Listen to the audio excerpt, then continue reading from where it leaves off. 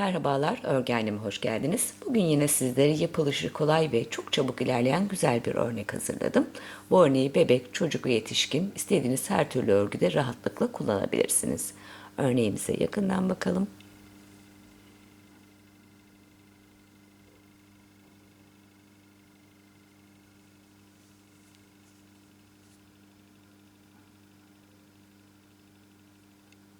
Örneğin arka yüzünün görünüşü de bu şekilde.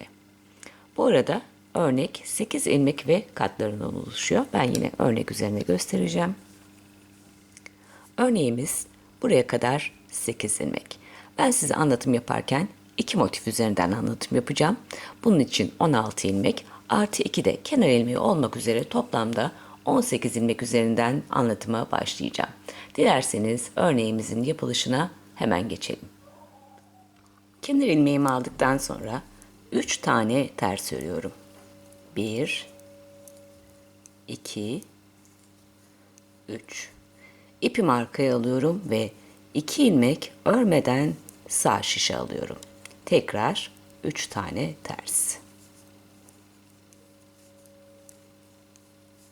Buraya kadar bir motifi bitirmiş olduk. İkinci motif için 3 ters.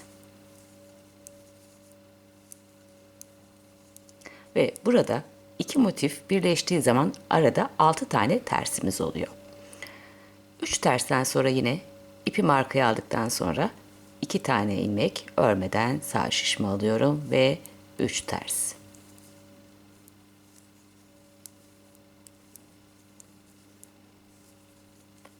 Kenar ilmeği.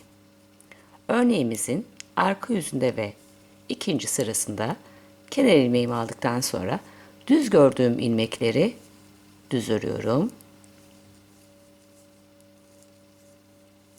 Ve örmeden aldığım bu 2 ilmeği ise ters olarak örüyorum.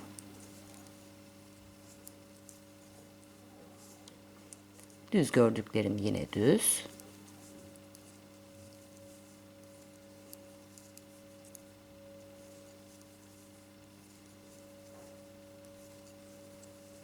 Örmeden aldığım 2 ilmeği yine ters olarak örüyorum.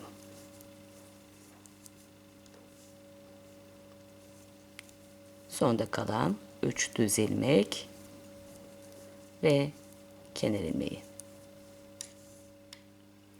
Örneğin ön yüzünde ve 3. sırasında kenar ilmeğimi aldıktan sonra 2 tane ters örüyorum ve bir tersi bırakıyorum. 1 2. İpimi arkaya alıyorum. Burada bir düz ve bir tersin yerini değiştireceğiz. Düz ilmeği sağa doğru, ters ilmeği de sola doğru. Öndeki ilmeği atlıyorum. Düz ilmeği sağa doğru alıyorum. Ters ilmeği de sola doğru. Örmeden almış olduğum, daha önce örmeden almış olduğum bu düz ilmeği yine örmeden sağ şişimde bırakıyorum. Arkasındaki ilmeği düz olarak örüyorum. Sol taraf için de aynı şeyi yapıyoruz. Öndeki ilmeği atlıyorum. Arka taraftan ters ilmeği alıyorum. Düz ilmeği sola doğru, ters ilmeği de içe doğru aldıktan sonra bu ilmeği düz olarak örüyorum ve düz ilmeği örmeden sağ şişe aktarıyorum. İki motif arasında 4 tane ters.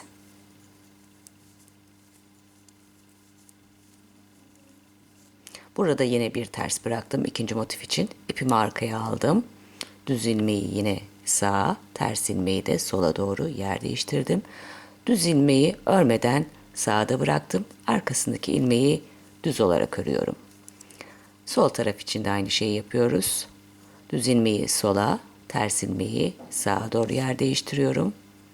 Ters ilmeği düz olarak örüyorum ve düz ilmeği örmeden sağ şişime aktarıyorum. Ve sonda kalan 2 ters ilmek, kenar ilmeği. Örneğin arka yüzünde ve 4. sırasında kenar ilmeğini aldıktan sonra düz ilmekleri düz olarak örüyorum.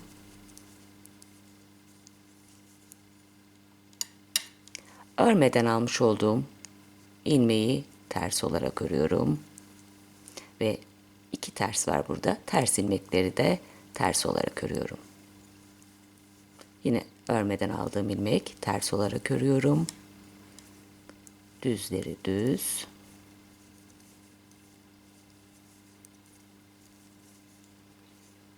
Örmeden aldığım ilmeği ters. Tersleri ters. Örmeden aldığım ilmeği ters. Ve sonda kalan 2 düz ilmek. Ve kenar ilmeği. Ön yüzde ve 5. sırada ilmeklerin yerlerini değiştirmeye devam ediyoruz. Kenar ilmeğinden sonra bir ters örüyorum ve bir tersi yine bırakıyorum. İpimi arkaya aldım. Düz ilmekle ters ilmeğin yerini sağa doğru değiştiriyorum. Düz ilmeği yine örmeden sağda bıraktım. Arkada 2 ilmeği düz olarak örüyorum.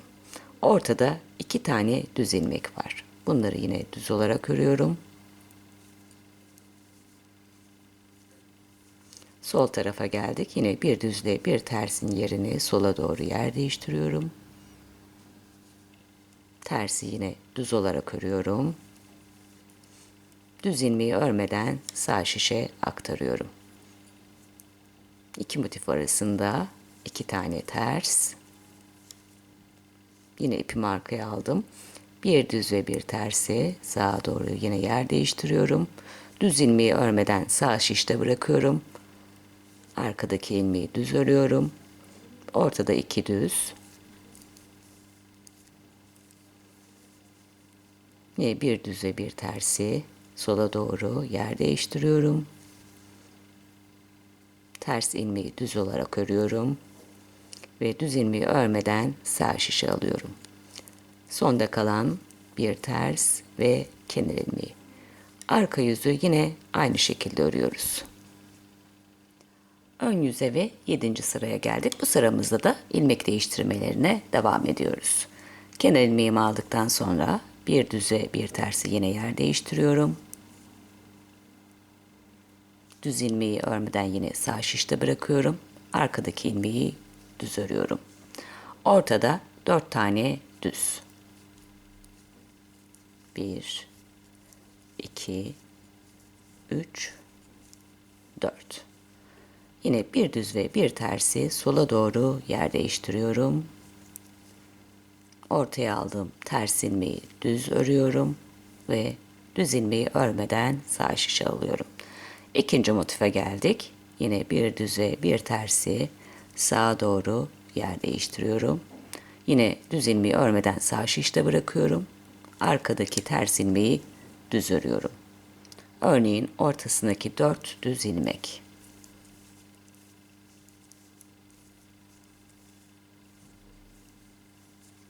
Bir düz ve bir tersi sola doğru yer değiştiriyorum.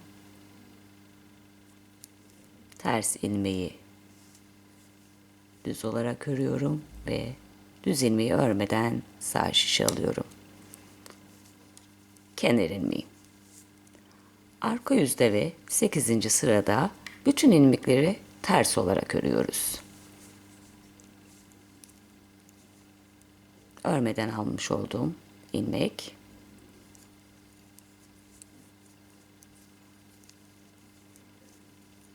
ve bütün ilmekleri ters olarak örüp sıramızı bitiriyoruz.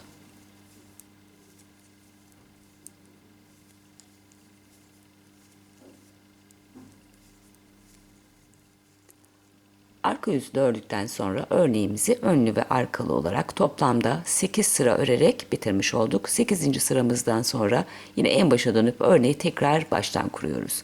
Ben burada bir üst motife geçişi tekrar göstermek istiyorum. 1. sıraya dönüyorum. Kenar ilmeğimi aldıktan sonra 3 tane ters örüyorum. İpi arkaya alıyorum. 2 ilmek örmeden sağ şişe alıyorum. Tekrar 3 tane ters.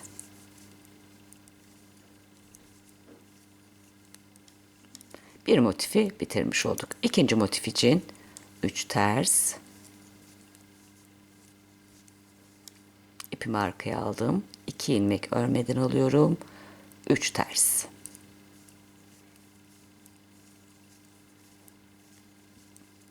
ve kenar ilmeği. Bir üst motife geçişimiz de bu şekilde. Evet, bugünlük videomuz bu kadar. Bir dahaki videomuzda görüşmek üzere. Şimdilik hoşça kalın.